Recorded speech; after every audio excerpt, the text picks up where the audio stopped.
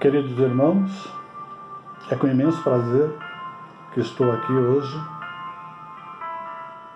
a convite do Centro Espírita Antônio de Oliveira, casa a qual tenho grande apreço, onde trabalhei durante 4 anos, colaborando nas escolas de médium e no curso de aprendizes do Evangelho, onde tenho grandes amigos em meu coração e espero hoje encontrar novos amigos, aqueles que nos veem e ouvem na noite de hoje. Recebi o convite para trazer a vocês a página do livro Caminho, Verdade e Vida, que através do espírito magnânimo de Emmanuel, com o instrumento não menos magnânimo do médium Francisco Cândido Xavier, temos para nos guiar em momentos turbulentos como o que hoje vivenciamos com a pandemia desse vírus, e onde muitas vezes, desesperados, essa página nos traz momentos de reflexão, de entendimento e compreensão de tudo quanto vivemos neste momento. Antes de iniciarmos a nossa conversa sobre esta questão, eu os convido a, junto comigo, cerrarmos os nossos olhos, se assim for do nosso agrado e conveniência, para buscarmos a Deus e a Jesus e os amigos espirituais, para que eles nos propiciem um bom encaminhamento daquilo que hoje aqui vamos conversar e que todos nós saiamos consolados com as bênçãos do Cristo. Então, neste momento, rogamos a Jesus, ao Mestre amado, a Deus Pai de amor e bondade, que nos abençoe, que nos traga junto ao seu regaço, que nos abrace e nos encha do seu amor, para que possamos, Senhor Jesus, estarmos em sintonia com este Evangelho de amor, para trabalharmos em nós as nossas dificuldades e buscarmos a essência deste amor que o Teu Evangelho nos transmite, para que possamos ser amanhã melhores do que hoje somos, para que possamos buscar na essência desse Evangelho o conforto aos nossos corações, muitas vezes tão cambalido, sofrido, e que possamos avivar a nossa fé e nos transformarmos radiantes diante do vosso amor. Que assim seja, graças a Deus. E assim, agradecidos que somos aos amigos espirituais, ao Mestre Jesus, nós vamos hoje então trazer a lição 116 de Caminho, Verdade e Vida, cujo título é Agir de Acordo. E Paulo nos traz, nessa mensagem enviada a Tito, capítulo 1, versículo 16, a seguinte questão: confessam que conhecem a Deus, mas negam-no com as obras, sendo abomináveis e desobedientes e reprovados para toda boa obra. E com essa questão que Paulo nos dá sobre agir de acordo, Emmanuel nos traz essa lição, que eu peço permissão para ler na íntegra, não é uma lição tão grande, e aí nós vamos comentar aquilo que nos couber, que for da nossa condição e entendimento, para trazer a todos nós um pouco de esclarecimento, ânimo, para conduzir a nossa existência aqui, neste momento de grande sofrimento que passa a humanidade. E Emmanuel diz o seguinte: o Espiritismo, em sua afeição de cristianismo redivivo, tem papel muito mais alto que o simples campo para novas observações técnicas da ciência instável no mundo. A Terra, até agora, no que se refere às organizações religiosas, bem vivido, repleta dos que confessam a existência de Deus, negando-o. Porém, através das obras individuais. O intercâmbio dos dois mundos, visível e invisível, de maneira direta, objetiva, esse reajustamento sentimental para que a luz divina se manifeste nas relações comuns dos homens. Como conciliar o conhecimento de Deus com o menosprezo aos semelhantes? As antigas escolas religiosas, à força de se arregimentarem como agrupamentos políticos do mundo, sob controle do sacerdócio, acabaram por estagnar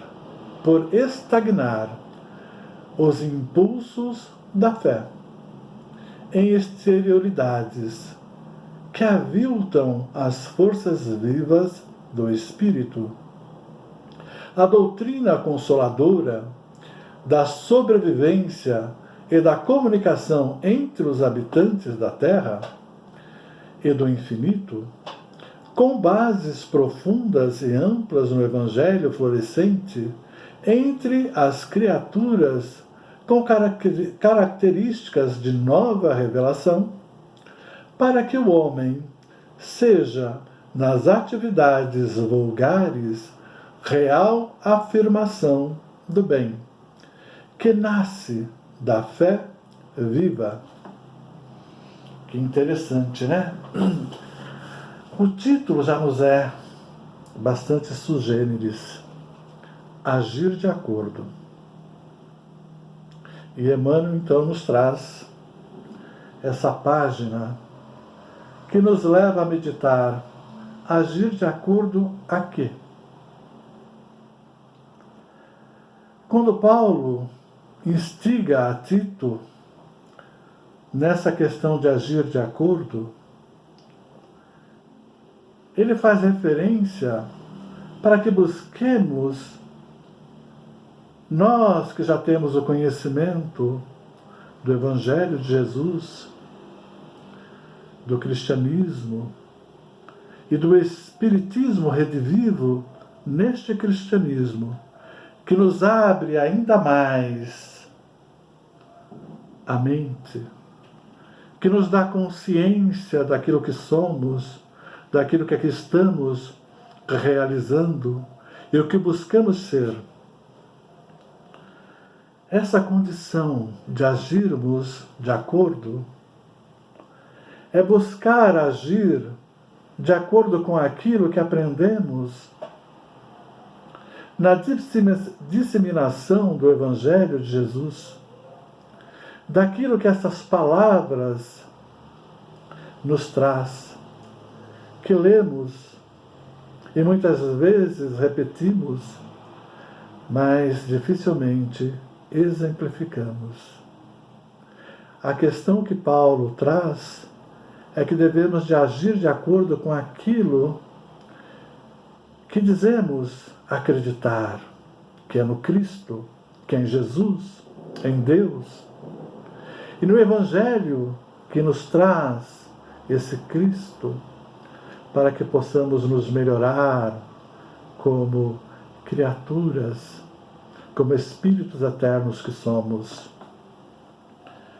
Emmanuel, então, nos diz o seguinte, que muitas vezes bravamos aos quatro cantos: eu acredito em Deus.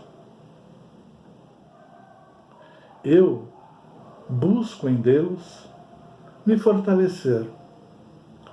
Mas ao mesmo tempo que assim fazemos, da boca para fora, nós negamos essa existência de Deus, porque não temos obras que possam substanciar aquilo que nós estamos dizendo. Já dizia Kardec, na sua obra, que a fé sem obra é morta.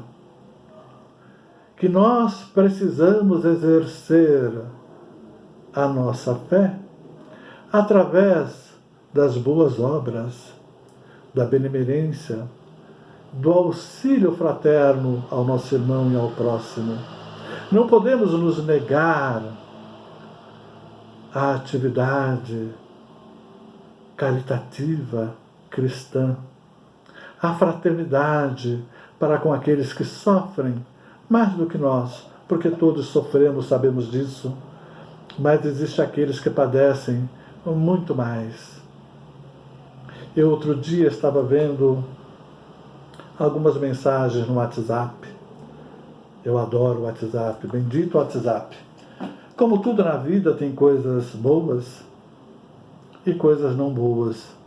Depende do nosso crivo, daquilo que nós buscamos fazer a triagem do que nós realizamos.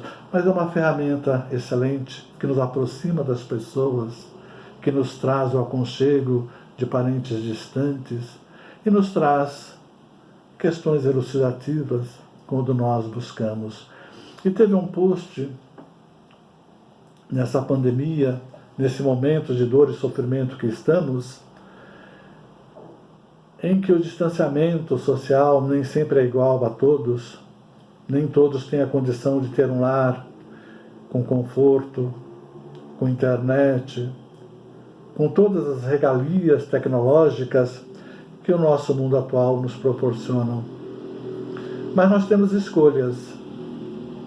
Teve um post que eu recebi, que um jovem, 13, 14 anos, de uma classe bem necessitada, em não tendo internet em casa, ele caminhava da sua casa até a praça da cidade em que ele mora e sentava no banco durante 3, 4 horas para aproveitar o Wi-Fi de um estabelecimento comercial, aonde ele conseguia baixar as lições que estavam sendo transmitidas, e com o caderno, ele ali sob sol forte ou frio, passava essas 3, 4 horas realizando o seu dever, fazendo aquilo que lhe compete. E aí, diante de tantas outras criaturas que vêm reclamar porque não tem como fazer a lição, porque não tem Wi-Fi, não tem internet, não tem condições, a gente vê o exemplo desse jovem que procurou realizar aquilo que lhe é possível, que foi em busca de concretizar as obrigações que lhe eram enviadas. Enquanto os muitos escolheram reclamar e nada fazer, ele procurou agir, procurou fazer o que lhe era possível naquele momento para desenvolver as atividades que recebia. Isso é um grande exemplo que nós temos e que nos dá uma grande perspectiva de que existem ainda muitas pessoas boas envolvidas com buscar o desenvolvimento, em trabalhar, em ser honestas, quando muitos reclamam de tudo. E nós vemos nessa página de Emmanuel que ele diz que nós acreditamos, mas negamos porque não temos obras, porque não fazemos por onde merecer acreditar em Deus, acreditar em Jesus, nas suas obras. Ele que nos exemplificou a todo instante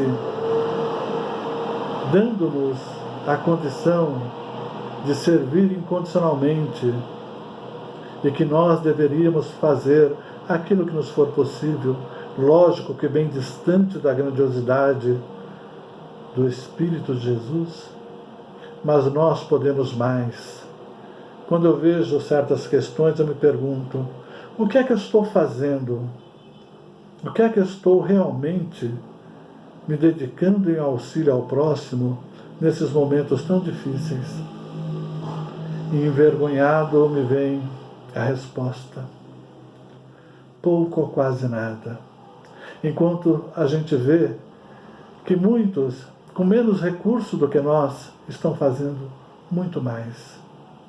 Eu recebi há alguns dias atrás a ligação no meu celular de um grupo evangélico e que me disseram que nesse momento eles estavam ligando as pessoas e lendo um versículo da Bíblia.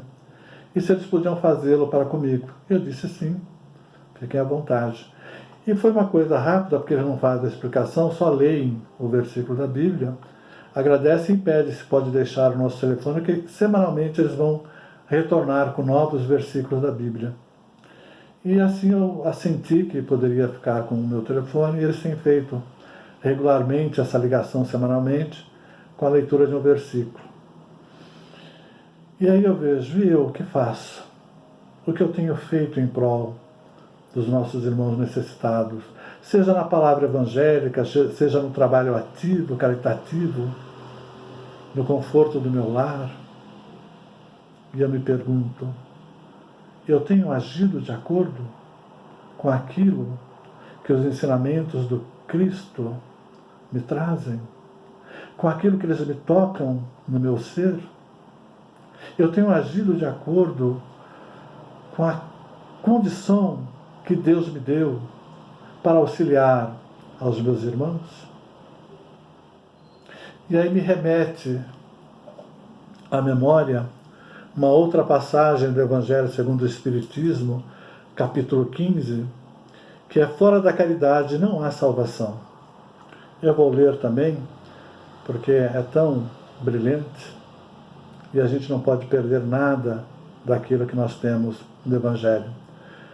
Então é colocado o seguinte: vinde vós que haveis sido abençoados pelo meu Pai, possui o reino que vos foi preparado desde a origem do mundo, pois eu tive fome e me destes de comer, tive sede e me destes de beber, era hóspede e me abrigastes, estive nu e me vestistes, estive doente e me visitastes, estive na prisão e me fostes ver. Que coisa, né? E aí o que eu tenho a dizer sobre isso? Felizes aqueles que têm uma consciência tranquila do trabalho edificante e não precisam perguntar, como ocorre a seguir: Senhor, mas quando fizemos isto? Felizes aqueles que não precisam perguntar. Eu me pergunto, quando é que fiz isto? Tristemente. Bom, meus amigos, vamos caminhando para o nosso encerramento. E eu quero deixar aqui a vocês um pensamento meu. Porque hoje nós estamos distanciados, né, do convívio próximo, e nós devemos nos lembrar que o templo religioso se encontra em cada um de nós. Não precisamos estar nos templos, nas igrejas, nos centros. Esse templo sagrado está na nossa alma. E junto a Jesus, nós devemos orar e clamar a Deus para que tempos melhores venham, que tudo seja purgado e que nós possamos sair melhorados da condição pandêmica em que hoje nos encontramos. Eu vou então, neste momento, agradecer a Deus e aos amigos espirituais pela essa oportunidade bendita que tive de estar aqui conversando com vocês e que nós possamos deixar essas reflexões no nosso íntimo para que sirva de alento e nos leve a novas ações, a novos modos de agir de acordo com o que nós temos de conhecimento do Evangelho do Mestre Jesus. Então vamos elevando os nossos corações ao Mestre e vamos dizendo: o Senhor seja conosco, hoje e sempre, e nos permita, Senhor, neste momento, junto a Ti, clamar pelo nosso mundo, pelo nosso povo que padece por esta doença. Que vós possa trazer o bálsamo santificante da cura, que possa abraçar fraternalmente cada um de nós e nos dar a condição primeira de servirmos e não de ser servidos.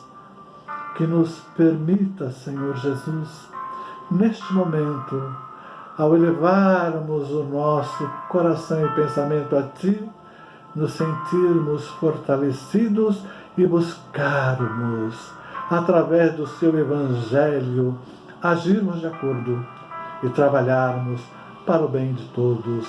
Em nome de Deus Todo-Poderoso, Mestre amado Jesus, eu vos agradeço imensamente por aqui estar diante de Ti. Obrigado, muito obrigado. Amigos e irmãos, obrigado pela paciência, por me ouvir, e que possamos sair renovados, não dessa nossa conversa, mas desse estado pandêmico em que o mundo encontra e que o nosso Brasil sofre tanto diante de tantos desmandos. Vamos orar por todos aqueles que detenham o poder de direcionar a política, as legislações, para que eles possam buscar asseverar e assertivamente trazer melhores condições para o nosso povo. Um grande abraço a todos, me despeço, deixando a vocês fraternalmente. Muito obrigado.